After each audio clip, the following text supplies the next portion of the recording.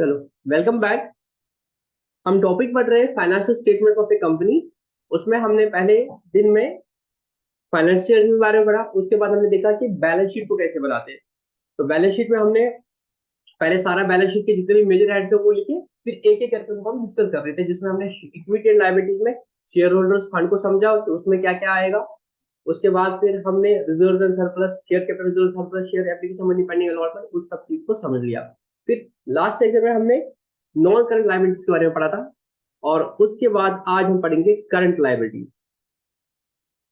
हमने पढ़ा था कि तीसरा जो हमारा बनेगा इक्विटी लायबिलिटीज में, वो हम दिखाएंगे करंट लायबिलिटी। और अगर आप सब लोग अपनी बुक को देखोगे, उसमें जो बैलेंस शीट में मेजर मेजर चीजें आई थी करंट लायबिलिटीज में, वो आप चाहो तो अपनी बुक में एक बार देख सकते हो, जो आपके पास बैलेंस शीट को फॉर्मेट दिया था। तो करंट लायबिलिटीज में आपको चार चीजें थी। पहले हम इसको लिखेंगे।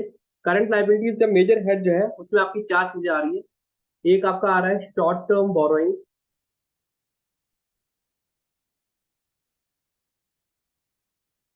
दूसरा आपका आ रहा है ट्रेड पेबल्स, सी आपका आ रहा है अदर करंट लायबिलिटीज, और डी आपका आ रहा है शॉर्ट टर्म प्रोविजन। ठीक है, तो ये आपको थोड़ा याद रखना है कि करंट लायबिलिटी में ये चार चीज आते हैं: short term borrowing, trade payable, other current liability और शॉर्ट टर्म। पहले हम सीखेंगे कि करंट लायबिलिटीज क्या होती है। हमारे जो अब इक्विटी लायबिलिटीज, मतलब जितने भी आपके बैलेंस शीट का आइटम होंगे जिनका क्रेडिट बैलेंस होगा, तो या तो वो शेयर होल्डर्स फंड में आएगा, या तो नॉन करंट लायबिलिटी में आएगा, या तो करंट लायबिलिटी में आएगा। नॉन करंट लायबिलिटी के बारे में पढ़ा था, वो लायबिलिटी जो करंट लायबिलिटी नहीं है। अब बात आती है, हमें पता होना चाहिए कि करंट लायबिलिटी क्या होती है, और ये आपको practical knowledge of point of view से भी पता होना चाहिए। और इसका एक थ्योरेटिकल क्वेश्चन भी आ सकता है, how can you define the liability as a current liability. CA में भी ऐसे क्वेश्चन आते हैं। आपको पूरी एक डेफिनेशन दी है कंपनीज एक्ट शेड्यूल 3 में कि एक लायबिलिटी को करंट लायबिलिटी कब बोला जाएगा। अगर ये चीज होगी तो हम बोलेंगे वो लायबिलिटी जो है वो करंट लायबिलिटी है। मैं ये सारी डेफिनेशन लिखूंगा क्योंकि बहुत इंपॉर्टेंट है आपके फ्यूचर के लिए। तो इसमें जो पहली चीज बोली जा रही है कि एक लायबिलिटी को हम करंट लायबिलिटी कब बोलेंगे, तो उसमें एक बोला जाता है, अगर आप अपनी बुक को देखोगे उसमें लिखा है, if it is expected to be settled in companies normal operating cycle, और it is due to be settled within 12 months after the reporting date। Reporting date का मतलब क्या होता है? Balance sheet date. तीसरा, ये सबके बीच में और है,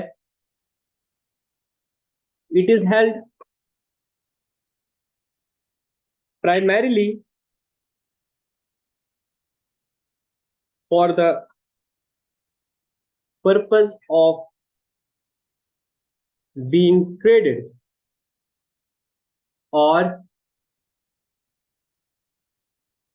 इसको आपने, जब आप थ्योरी पढ़ोगे तब इसको आपने याद भी करना होगा एग्जाम के पॉइंट ऑफ व्यू से। ऐसा क्वेश्चन एग्जाम में आ सकता है, ठीक है। There is no unconditional right to defer settlement, there is no unconditional right to debtor settlement for at least 12 months after the reporting date। तो मतलब एक गरज ये है कि अगर आपके पास एक लाइबिलिटी है तो आप कब कहोगे वो करंट लाइबिलिटी है। अगर इन चारों कंडीशंस में कोई भी कंडीशन सेटिस्फाई होती है इट मीन्स हमें वो लाइबिलिटी करंट लाइबिलिटी दिखाना पड़ेगा। जब आप बैलेंस शीट बनाओगे, आपके पास एक लाइबिलिटी, आपको पता चला ये एक लाइबिलिटी है, now the question will arise, आप कब बोलोगे कि मेरी करंट लाइबिलिटी है या नॉन करंट लाइबिलिटी है? उसके लिए आपको देखना पड़ेगा कि ये करंट लाइबिलिटी है। अगर करंट लाइबिलिटी नहीं है तो ये नॉन करंट लाइबिलिटी है। करंट लाइबिलिटी कब माना जाएगा? अगर ए या बी या सी या डी में से कोई भी कंडीशन सेटिस्फाई होती है, तो उसका मतलब होता है कि वो आपकी करंट लाइबिलिटी है और उसको आपने बैलेंस शीट में करंट लाइबिलिटी के अंदर दिखाना पड़ेगा। फिर करंट लाइबिलिटी में फिर आपको फिर फर्दर बाइफरकेशन करना पड़ेगा कि वो आपका शॉर्ट टर्म बोरिंग में आएगा, वो आपका ट्रेड पेबल आएगा, या अदर करंट लाइबिलिटी आएगा, या शॉर्ट टर्म प्रोविजन आएगा। Now we have to go by the definition कि करंट लायबिलिटी क्या होता है। तो इसमें आपका जो पॉइंट वन है, that is it is expected to be settled. It is expected to be settled. To be settled का मतलब क्या है? आपको पे करना है। इट्स एक्सपेक्टेड कि हम इसको पे करेंगे इन कंपनीज नॉर्मल ऑपरेटिंग साइकिल।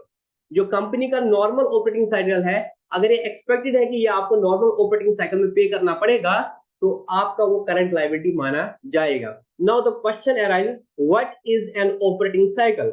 आपने बिजनेस स्टडीज पढ़ा है, आप मुझे कोई बता सकता है what is a operating cycle? Manu साहब, किसी को पता है ऑपरेटिंग साइकिल क्या होता है? Anyone wanting to give it a try कि ऑपरेटिंग साइकिल के बारे में वो क्या समझा है, ऑपरेटिंग साइकिल क्या होता है? साहिबा बेटा,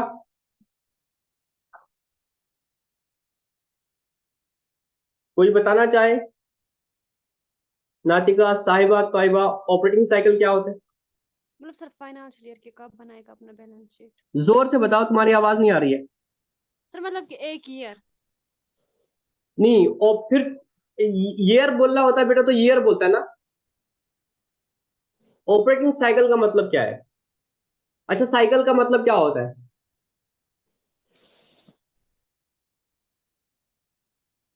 have you heard about this bicycle? Bike का मतलब क्या होता है?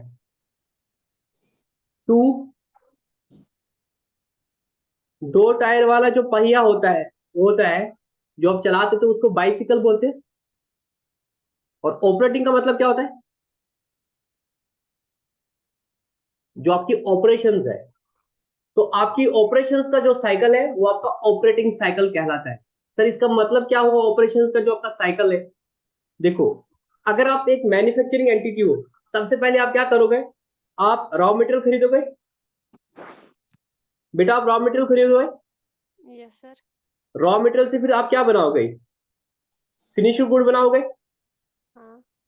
फिनिश्ड गुड को सेल करोगे। हम्म। यहाँ आप रॉ मटेरियल से मैन्युफैक्चर करके फिनिश्ड गुड बनेगा। फिनिश्ड करके सेल करोगे, आपको डेटर आ जाएगा। डेटर आपको कैश देगा, और कैश से फिर आप रॉ मटेरियल खरीदोगे। तो ये आपका साइकिल पूरा हो गया। तो जितना एक प्रोसेस में लगता है उसको बोलते हैं ऑपरेटिंग साइकिल। इस पूरे प्रोसेस को बोलते हैं एक ऑपरेटिंग साइकिल। ये कंपनी टू कंपनी वेरी करेगा। तो आपको देखना है जो कंपनी आपकी है, जिस लाइन ऑफ एक्टिविटी में आपकी कंपनी है, उनका ऑपरेटिंग साइकिल कितना है। वो किसी कंपनी का 12 महीने भी हो सकता है, किसी कंपनी का 15 महीने भी हो सकता है, किसी कंपनी का 2 साल हो सकता है, किसी कंपनी का 1 साल हो सकता है। बट वो सारा आपका करंट कहलाया जाएगा, वो आपका ऑपरेटिंग साइकिल कहलाएगा। तो कोई भी लाइबिलिटी जो आपको अपने ऑपरेटिंग साइकिल में पे करना होता है, वो आपका क्या कहलाया जाएगा? Current liability. मैं एग्जांपल देता हूं, एक टायर बनाने वाली कंपनी जो है, वो अगर रॉ मटेरियल खरीदती है, रॉ मटेरियल से फिनिश्ड गुड बनाने में एक टायर के पूरे लॉट को सपोज उसको 2 महीने लगते हैं। समझना मेरी बात, उनको रॉ मटेरियल प्रोक्योर करने से पूरा टायर बनाने में, पूरा एक प्रोसेस में 2 महीने लगते हैं, ठीक है। फिर उसको बेचने में उनको कम से कम 2 महीने लगते हैं। फिर डेटर से कैश आने में 3 महीने लगते हैं, और फिर कैश से रॉ मटेरियल परचेज करने में 1 महीने लगता है। तो इनका ऑपरेटिंग साइकिल कितना हुआ? एक और दो तीन, तीन और दो पांच, पांच और तीन आठ। तो इनका जो ऑपरेटिंग साइकिल है वो 8 महीने का होगा। तो अब देखो, ऑपरेटिंग साइकिल आपको समझ आया?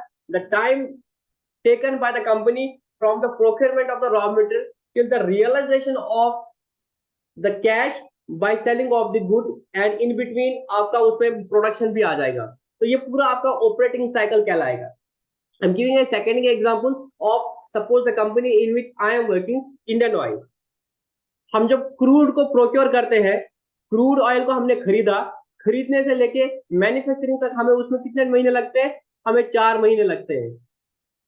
फिर इसको हम जब रिफाइनरी में बन गया और बेचने बेचने तक इसके 3 महीने लगते हैं सपोज, ठीक है ना, या 2 महीने लगते हैं।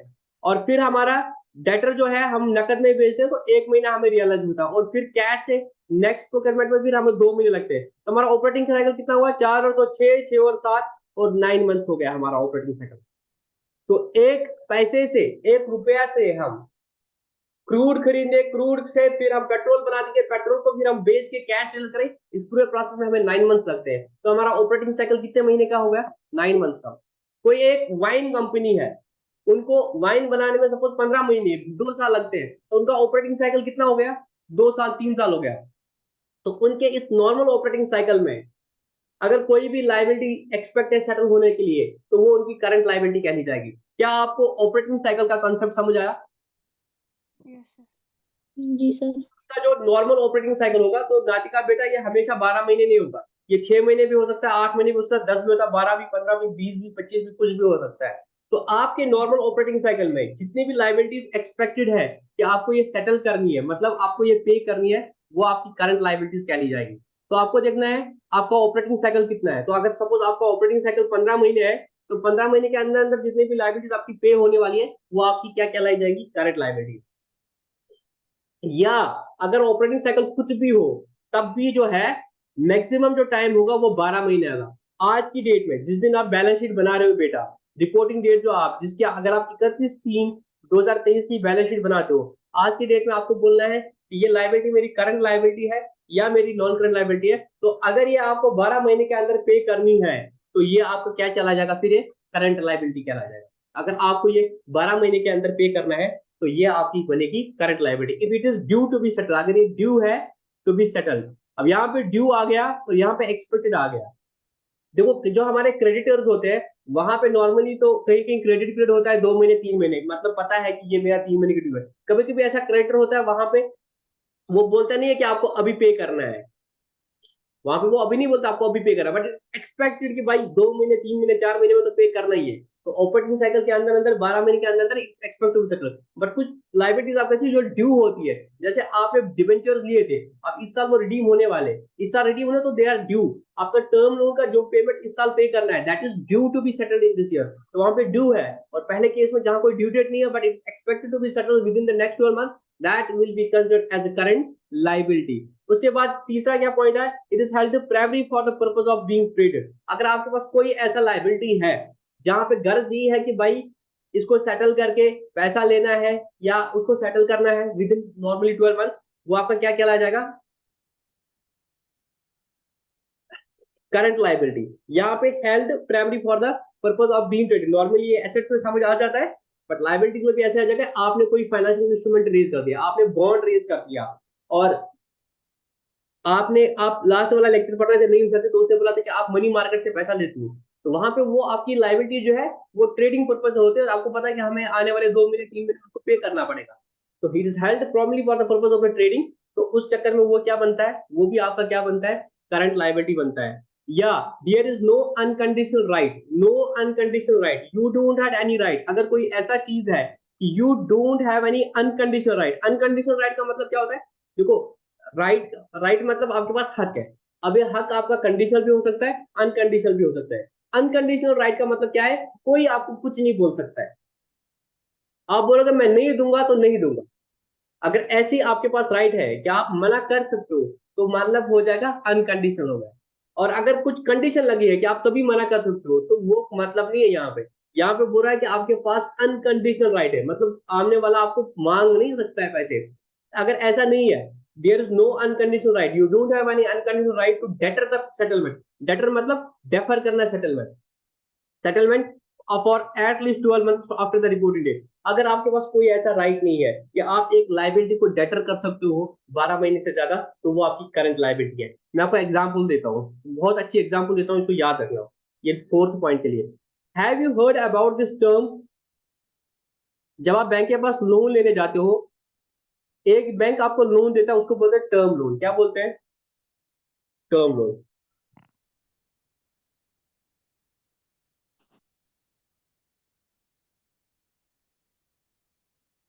एक मिनट, लैपटॉप हैंग हो गया और मेरा सिर फट रहा है अभी।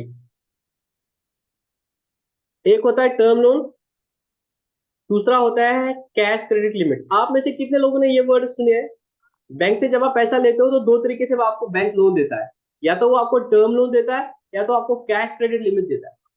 नॉर्मली आपकी डे टू डे ऑपरेशन के लिए वर्किंग कैपिटल के आपको कैश क्रेडिट लिमिट देता है, और आप जब फिक्स्ड एसेट कोई खरीदते हो, प्लांट और मशीन खरीदते हो, उसके लिए आपको टर्म लोन देता है।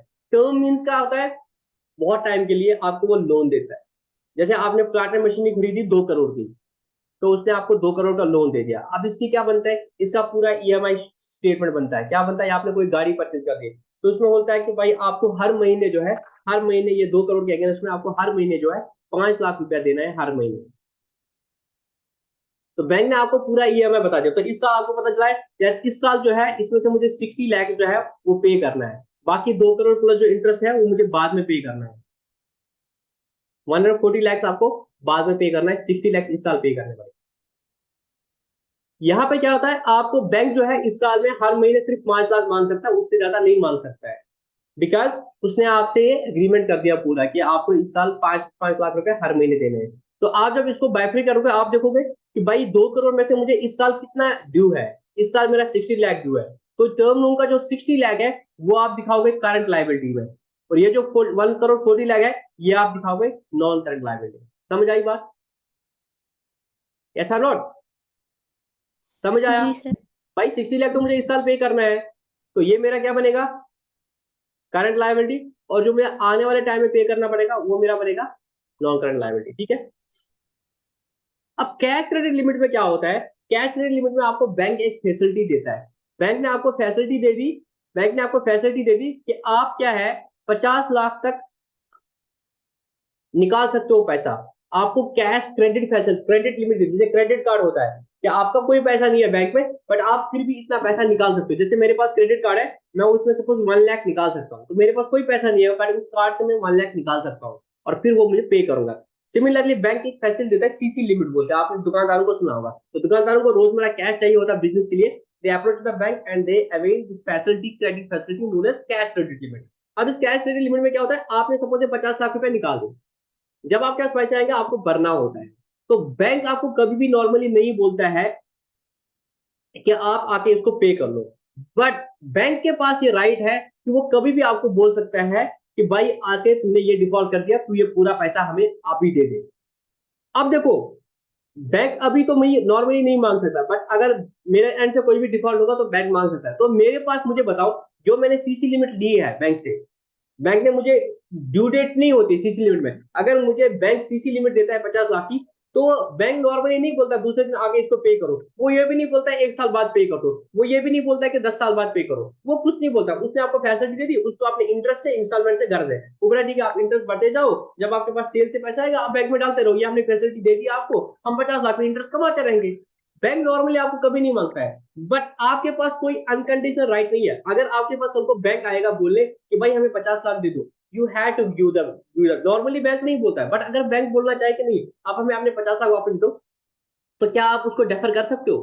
क्या आप बैंक को बोल सकते नहीं नहीं भाई तूने जब दिया था तब तुझे थोड़ी बोला था आज देना है? आप बैंक को ऐसा नहीं बोल सकते, because you don't have any unconditional right. आपके पास कोई अनकंडीशनल राइट नहीं है बेटा। आपके पास जब कोई अनकंडीशनल राइट नहीं है, उसकी कोई ड्यू डेट भी नहीं है, it is not expected to be settle within 12 month, it is not expected to be due within the 12 month, it is not expected due within the normal order, but you don't have any right, you don't have any unconditional right to debtor the settlement. When the bank approach you and tells you to pay your CC limit balance, you cannot say them कि नहीं आपको मैं नहीं दे सकता हूँ 12 महीने के 12 महीने में, 12 महीने के बाद आना। आपके पास कोई राइट नहीं है ये बोलने का। जब आपके पास कोई राइट नहीं है, irrespective of the fact कि उसकी कोई ड्यू डेट नहीं है, आपको वो सीसी लिमिट हमेशा करंट लायबिलिटी में दिखाना पड़ेगा। तो दैट्स वाई अगर आपने कंपनी की बैलेंस शीट देखी होगी, उसके पास कैश क्रेडिट फैसिलिटी होगी, वो उसकी करंट लायबिलिटी में आएगी।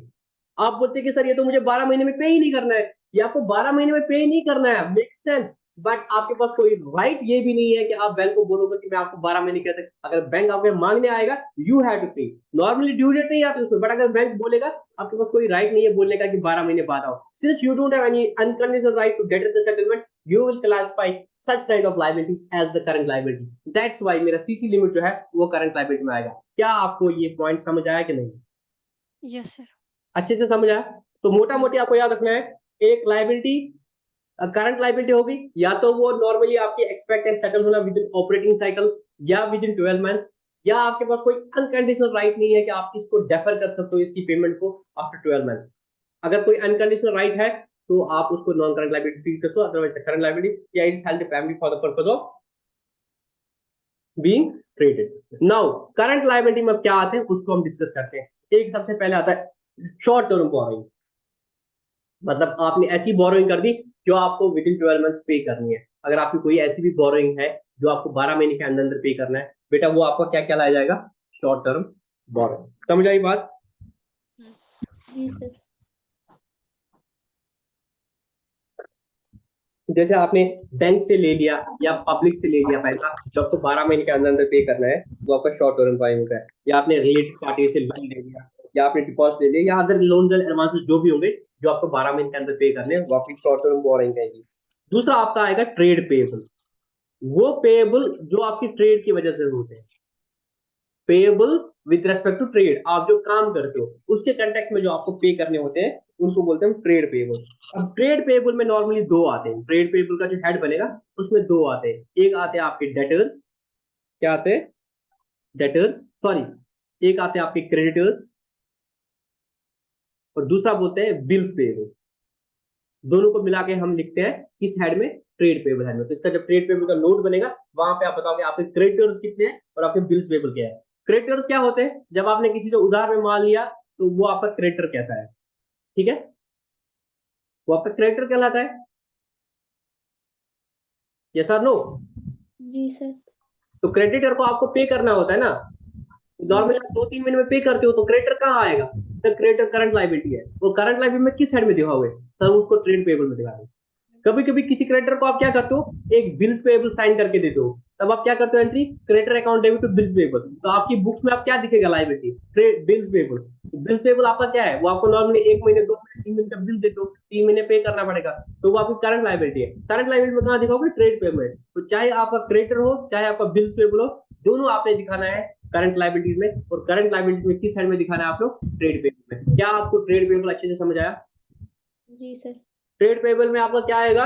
एक तो क्रेडिटर आएगा और दूसरा आपका क्या आएगा? बिल्स पेएबल आएगा। बेटा क्या आपको अच्छे से समझ आ रहा है?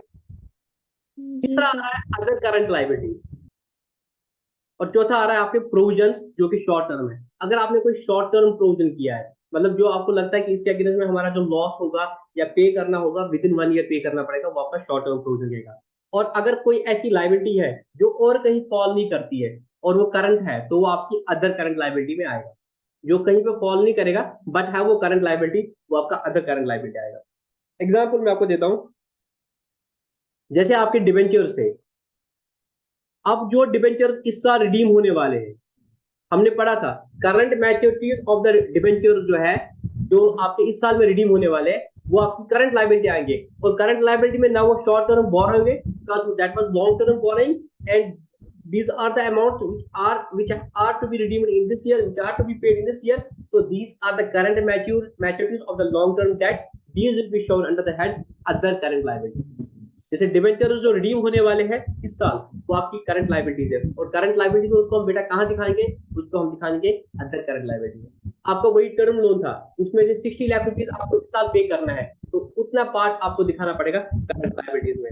आपके जो बोरोइंग्स है उस पर जो इंटरेस्ट एक्रू हो गया है, आपने पढ़ा था इंटरेस्ट एक्रू एंड ड्यू, तो that is what you have to pay, और वो क्या है आपकी अदर करंट लायबिलिटी। वो बोरोइंग नहीं है, जो इंटरेस्ट ड्यू हो गया है, एक्रू हो गया, वो आपको पे करना है, तो वो आपकी लायबिलिटी है। तो लायबिलिटी में कहां दिखाओगे? अदर करंट लायबिलिटी में।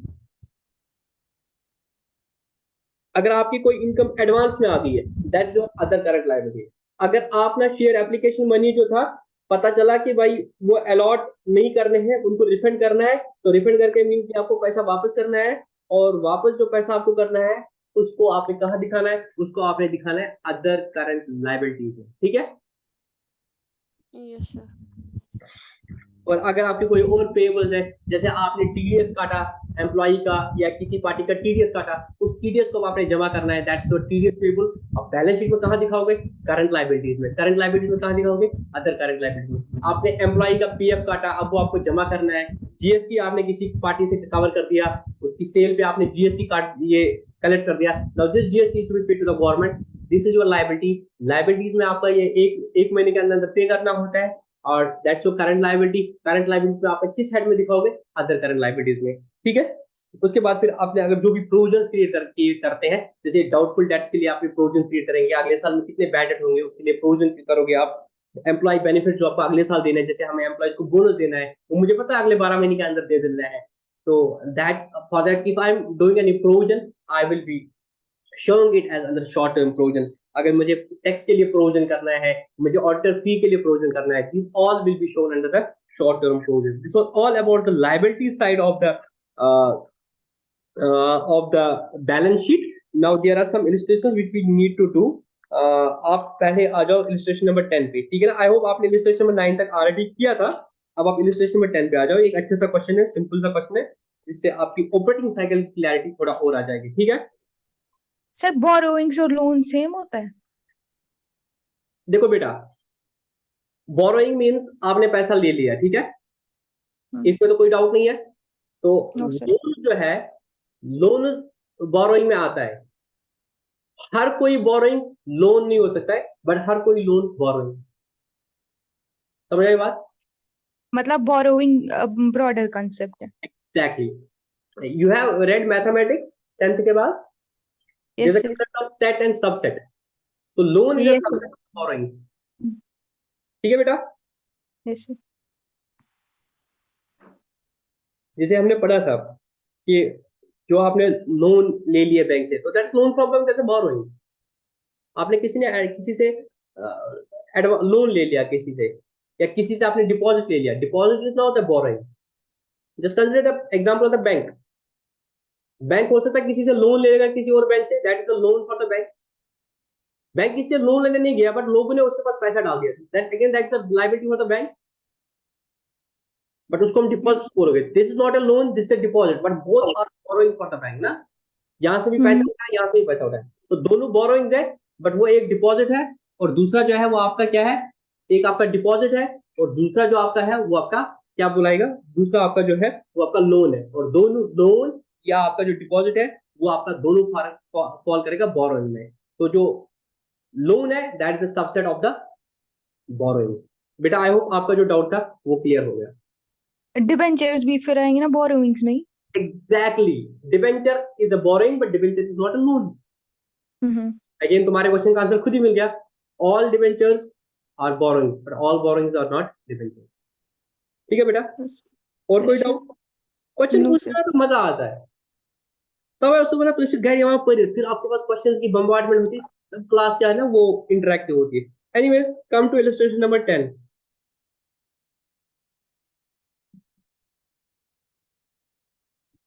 देखो बेटा, अब आपके एक क्वेश्चन है, मैं क्वेश्चन को पढ़ लेता हूँ। A company has liability payable to creditors. Company के पास क्रेडिटर्स है, ऑब्वियसली इनका लायबिलिटी मुझे पे करना है। अब आपने दो चीजें बोले, एक ऑपरेटिंग साइकिल बोला है और an expected period of settlement are given, how will you classify the liability. आपको बोला है लायबिलिटी को कैसे क्लासिफाई करोगे। आपके पास ऑपरेटिंग साइकिल भी दिया है और आपका एक्सपेक्टेड पीरियड ऑफ सेटलमेंट भी दिया है, और आपके पास जो क्वेश्चन लिखा है, क्वेश्चन में लिखा था if it is expected to be settled in companies normal operating cycle और if it is expected to be settled within 12 months, in both cases it will be considered as the current liability। Now it is expected to be settled within the normal operating cycle, तब आप इसको क्या कहोगे? चलो अब मिल गया ना आप सबको क्वेश्चन?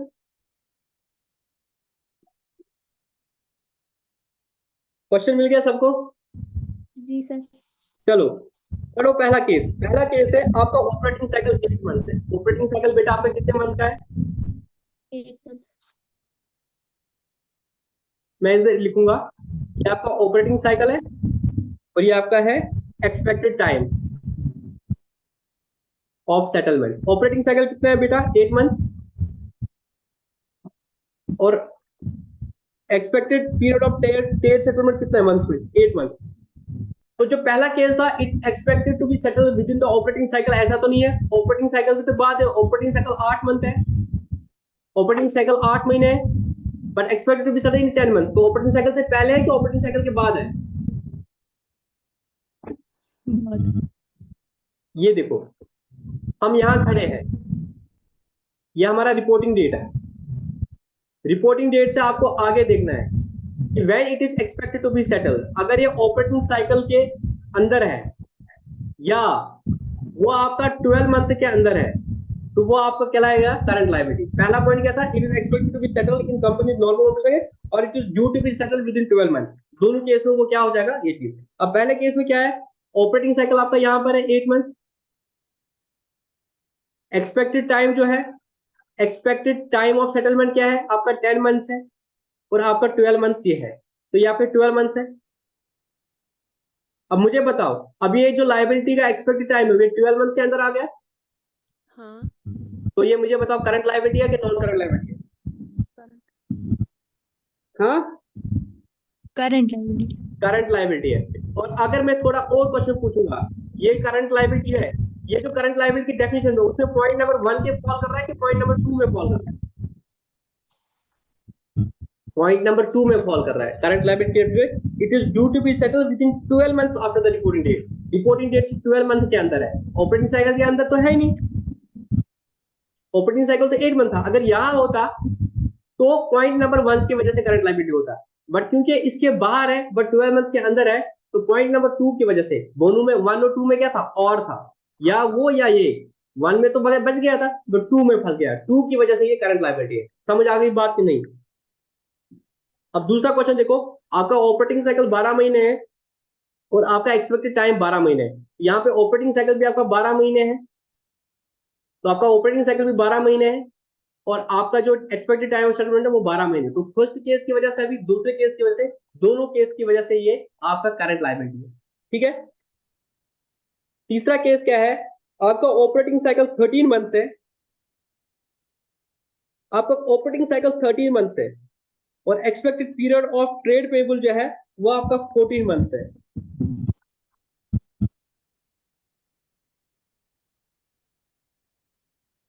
अब मुझे बताओ, यहाँ पे जो तीसरा केस आपका है, आपका ऑपरेटिंग साइकिल जो है वो 13 मंथ्स है। अब इंटरेस्टिंग क्वेश्चन आ गया आपका। अब देखो कितना अच्छा क्वेश्चन आ गया। अब इसका जवाब मुझे बता दो। मैं क्वेश्चन को बनाऊंगा तो आपको क्या बोलना है, ये आपका करंट लायबिलिटी है कि नॉन करंट लायबिलिटी है? सर आपका पहले वो दो कंडीशंस जो थी वो बताइए। आपके पास बुक है बेटा? Yes sir. एक बार आप एक पेज टर्न करके करंट लायबिलिटी की डेफिनेशन दी है। According to schedule 3 of the companies act 2013, a liability is classified as current liability if it means any of the four required। पहले चार में से कोई भी रिक्वायरमेंट अगर होगी तो ये आपकी करंट लायबिलिटी होगी। पहला, expected to be settled in the company normal operating. अगर ये एक्सपेक्ट है कि कंपनी के नॉर्मल ऑपरेटिंग साइकिल में ये सेटल होना है, या it is due to be settled within 12 months after the reporting date. अगर ये विद इन रिपोर्टिंग डेट के अंदर अंदर में आपका एक्सपेक्टेड है, तो ये आपका क्या कहलाया जाएगा? Current liability. Current liability. ठीक है। अब देखो इस केस में आपका जो ऑपरेटिंग साइकिल है बेटा, ये मेरा रिपोर्टिंग डेट है। रिपोर्टिंग डेट से पहले मेरे 12 मंथ्स आएंगे, सपोज वो यहाँ पे आएंगे। ठीक है बेटा, ये मेरे 12 मंथ्स है। अब क्या बोल रहा है? ऑपरेटिंग साइकिल जो है वो 13 मंथ्स है, तो ऑपरेटिंग साइकिल आपका इधर आया बेटा, तो ऑपरेटिंग साइकिल आपका 13 मंथ्स हो गया। ठीक है। तो अब आपका जो होरिजन है बढ़ गया। अगर 13 मंथ्स के अंदर होगा तब भी वो करंट लायबिलिटी कहेगा, क्योंकि 12 मंथ से ज्यादा तो 13 लायबिलिटी है ना, तो फर्स्ट में तो टाइम ज्यादा है। बट ये बोला it is expected period of trade settlement in 14 months. जो एक्सपेक्टेड सेटलमेंट है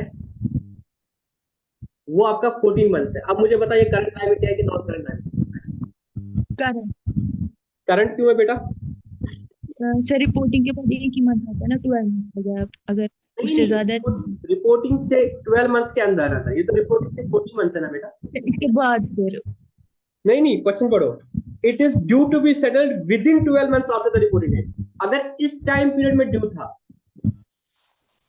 इस टाइम पीरियड में ड्यू थोड़ी है, विद इन लिखा है ना बेटा।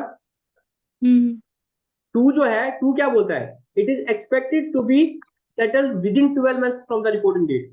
तो रिपोर्टिंग डेट से 12 मंथ्स के थोड़ी है, ये तो रिपोर्ट डेट से भी आगे 2 महीने है, तो 2 में तो फॉल नहीं कर रहा है। पहले वाले केस में क्या बोल रहा है, it is expected to be settled in the companies normal operating cycle. Company का नॉर्मल ऑपरेटिंग साइकिल 30 मंथ है। क्या ये 30 मंथ्स में ड्यू है? The answer is no.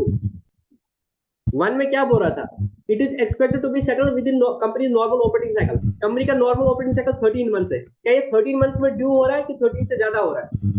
13 से ज्यादा। तो 1 से तो फॉल नहीं कर रहा है करंट में।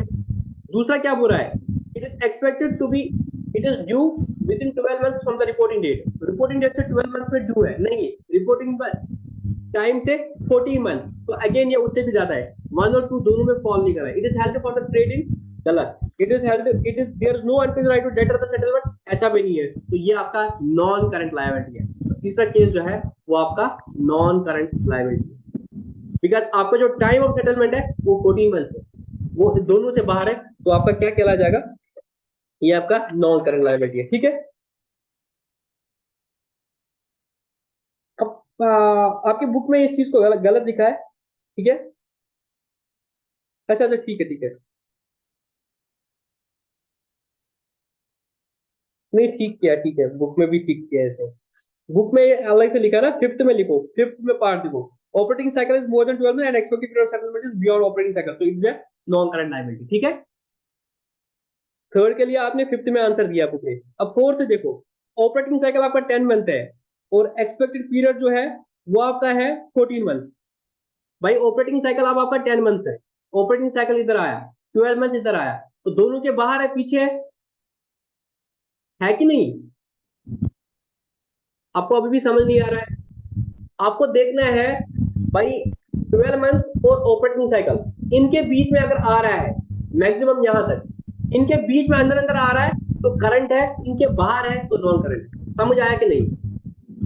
सर नाटिका बेटा क्या करना है आपको, आपको टाइम लाइन डालनी है और टाइम लाइन में देखना है आपको 12 मंथ का आ रहा है और ऑपरेटिंग साइकिल कैसे आ रहा है।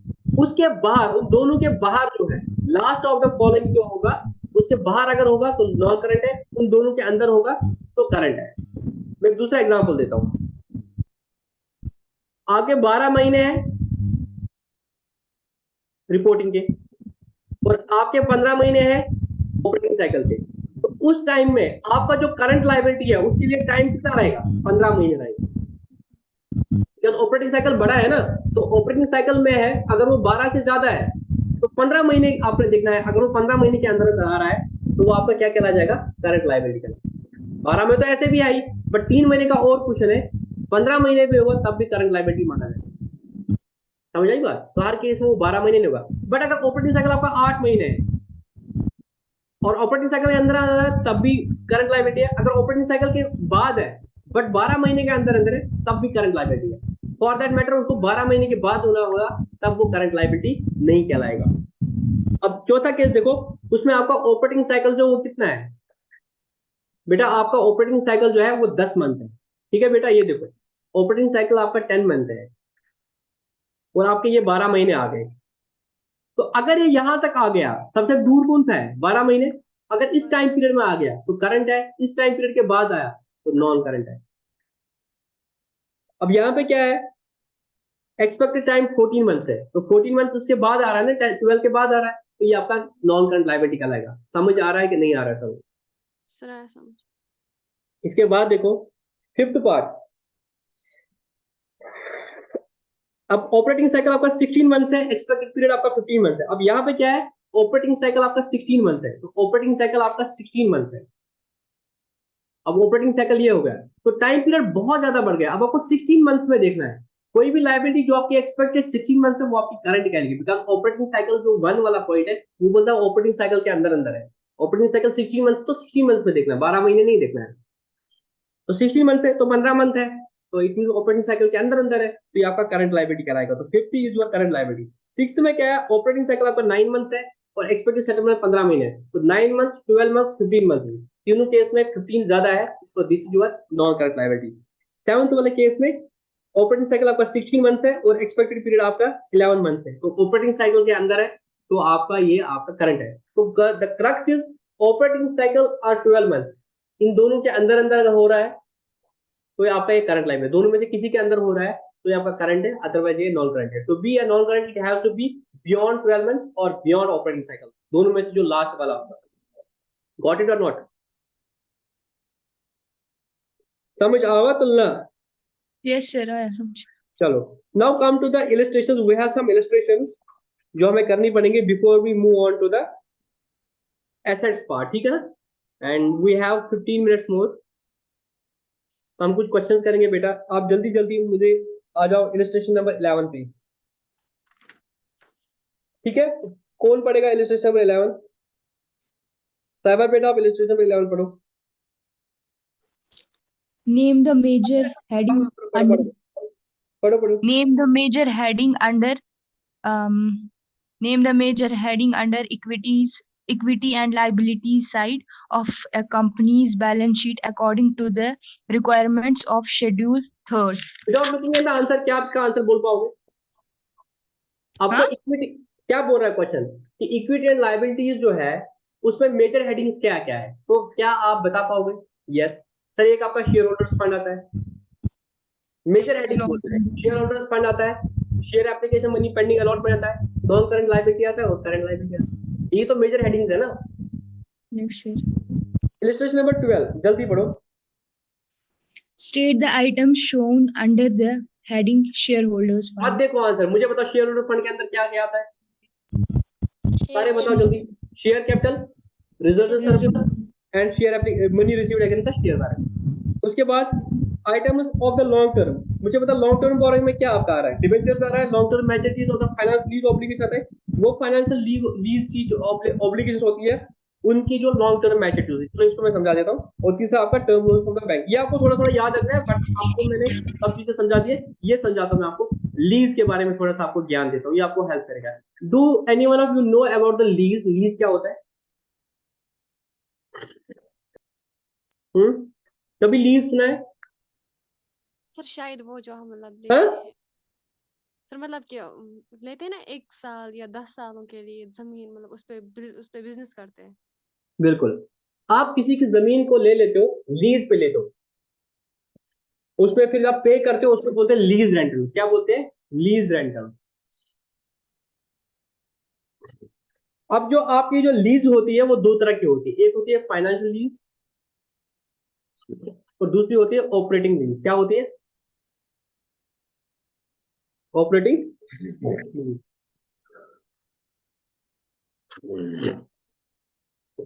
जैसे नातिका ने सही बोला कि आप कभी कभी क्या होता है, आप कोई चीज जो है उसको लेते हो लीज पे। आपको अगर याद होगा जम्मू कश्मीर में क्या था, आर्टिकल 370 से पहले, मतलब जब आर्टिकल 370 फंक्शन था, कोई भी बाहर का बंदा जम्मू कश्मीर में कोई जमीन नहीं खरीद सकता था। याद है आपको ये बात? हाँ सर। अब बाहर की कंपनी जब जम्मू कश्मीर में काम कर रही थी तो वो तो जमीन तो खरीद नहीं सकती थी बाहर की, तो जम्मू कश्मीर की जमीन खरीद नहीं सकती थी। वो क्या करते थे, वो वहां की जमीन जो है लीज पे लेती थी। क्या लेती थी? लीज पे लेते थे। लीज पे लेती थी। सपोज उनने 20 साल के लिए लीज ले ली, तो 20 ईयर्स की उनने लीज ले ली, ठीक है? अब इसके बाद फिर आगे पढ़ोगे कि लीज दो तरह की होती है। ऑपरेटिंग लीज उसमें बोलते हैं कि वो हर पहले वो कुछ पेमेंट देते हैं, सपोज इनिशियली उनने सपोज 10 लाख रुपया देते हैं, फिर वो हर साल सपोज 5-5 लाख रुपया दे रहे हैं, उसको बोलते हैं लीज रेंटल। फिर ये जो लीज है इसको कंपेयर किया जाता है कि ये ऑपरेशनल लीज है या फाइनेंशियल लीज है, वो आप आगे पढ़ोगे सीए में। ऑपरेशन फाइनेंशियल लीज क्या होती है कि अगर majority of the life of the asset के लिए अगर आपने ये एसेट ले लिया है तो उसको बोलते हैं फाइनेंशियल लीज। तो उसमें फिर क्या होता है, आप इस लीज को, इस जमीन को जो आपने ले ली लीज पे, अगर मेजॉरिटी टाइम के लिए आपने ये बिल्डिंग या एसेट लीज पे ले लिया, फिर हम उसको बोलते हैं फाइनेंशियल लीज। अब फाइनेंशियल लीज में हम क्या करते हैं, हम एसेट को भी दिखाते हैं जितनी उसकी फेयर वैल्यू होती है, और कॉरस्पॉन्डिंग हम एक लाइबिलिटी दिखाते हैं लीज के नाम से। हम बोलते हैं लीज की मेरी लाइबिलिटी है, क्योंकि एज अ बिजनेस मेरे शेयर होल्डर को पता होना चाहिए कि मैंने कमिटमेंट कर दी है कि मैं इसको 20 साल तक पैसा देता रहूंगा। तो मैं क्या करता हूँ, एक एसेट दिखाता हूँ उस बिल्डिंग के नाम से, उस लैंड के नाम से, इतने का जितनी उसकी प्रेजेंट वैल्यू होती है, और कॉरस्पॉन्डिंग को लीज की एक लाइबिलिटी दिखाता हूँ जो मुझे देनी है, क्योंकि मेरी फाइनेंशियल लीज है। या आप आगे पढ़ोगे, अब वो जो फाइनेंशियल लीज है मेरी, उसके जो मुझे इस साल के पेमेंट्स करने हैं वो मेरा क्या आएगा, वो मेरा शॉर्ट टर्म बोरोइंग जाएगा। और जो मुझे अब बाद में पे करना है 1 साल बाद, तो वो मेरा कहलाया जाएगा लॉन्ग टर्म बोरोइंग। वो मेरा कहलाएगा लॉन्ग टर्म बोरोइंग। तो वही लिखा था, long term मैच्योरिटीज of financial lease obligation. जो फाइनेंशियल लीज की आपकी ऑब्लिगेशन थी, जो आपकी पेमेंट्स थी, वो 12 महीने के बाद जितनी भी ऑब्लिगेशन थी वो कहाँ पे दिखेगी आपकी लॉन्ग टर्म बोरोइंग में, और उसका उल्टा जो है वो आपका शॉर्ट टर्म बोरोइंग में दिखेगा। ठीक है ना, ये वो आपका अदर करंट लायबिलिटी में दिखेगा। इस तरीके से आपको ये सारे क्वेश्चन करने हैं, इसमें से कुछ आपको याद करने पड़ेंगे क्योंकि ये वही है जो बैलेंस शीट का फॉर्मेट है। तो ये सारी इलिस्ट्रेशन आप कर लेना। उसके बाद इलिस्ट्रेशन नंबर 9 है, ये होमवर्क आप कर लेना क्योंकि ये सारे आप बाद में पीछे से देख सकते हो, आपको कोई घबराने की बात नहीं है। अभी आपको ये थोड़ा सा रट्टा करना है क्योंकि मैंने एक एक चीज आपको समझा दी है, अब आपको ये फॉर्मेट याद करना है। तो इलिस्ट्रेशन नंबर 19 तक आप सारे क्वेश्चन करना, आपको ये सारे आ जाएंगे क्योंकि ऐसा कुछ नहीं है कि जो कंसेप्चुअली नहीं समझा। अगर कोई चीज आपको लगे कि सर इसका हमें मतलब नहीं आ रहा है समझ में, आप दोबारा से पढ़ लेना, फिर मुझे बता देना कल कि सर इसका मतलब समझा दिया। मैंने अपने एंड से सारे समझा दिए, अब आपको इनको याद करना है और ये क्वेश्चन करने हैं। तो इलिस्ट्रेशन नंबर 20 तक 19 तक आपका सारा होमवर्क है। और क्वेश्चन नंबर भी आपका बेटा, क्वेश्चन नंबर आप नोट करो। क्वेश्चन नंबर आपका 1 2 3 4, अच्छा sorry sorry sorry sorry, asset तो अभी आप पहुंचे नहीं ना। क्वेश्चन नंबर 1 आपका होमवर्क है खाली, इलिस्ट्रेशन नंबर 19 और क्वेश्चन नंबर 1 तक आपका होमवर्क है, उसके बाद हम बाकी क्वेश्चन करेंगे। ठीक है, किसी का कोई और डाउट? सर हमने पढ़ा था ना इक्विटी एंड लायबिलिटी में पॉइंट 2 हाँ share capital money pending allotment. हाँ, शेयर उसमें एप्लीकेशन मनी पेंडिंग अलॉटमेंट। हाँ सर, मतलब उसमें हमारा वही अमाउंट जाता है जो अभी पेंडिंग होता है, जो हमने रिसीव नहीं किया है। नहीं नहीं, ना ना ना, गलत थी, आज मैं बताता हूँ क्या था। वो हेड था ऐसी, share application share application application money money allotment pending allotment. Allotment. इसको ऐसे रीड करो, आपको गलती क्या हो रही है, इसको ऐसे रीड करो, शेयर एप्लीकेशन मनी, इसके बाद कामा डालो, पेंडिंग अलॉटमेंट।